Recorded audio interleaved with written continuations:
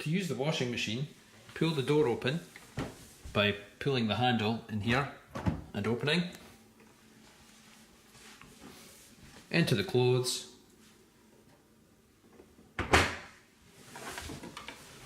Enter the detergents into here. So pre-wash goes into this one. Softener can be entered into here up to a max level as shown. And powder goes into here, detergent powder. If you're using these capsules, they are not to go into the drawer. They can go with the clothes into the washing machine. These capsules are not to be entered into the drawer. To switch the washing machine on, press the power button.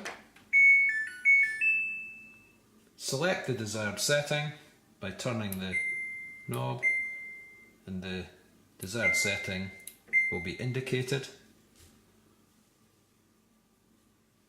And to start the cycle, press this button here. When the cycle is finished, an alarm will go off, the power can be turned off, and the clothes can be removed from the washing machine.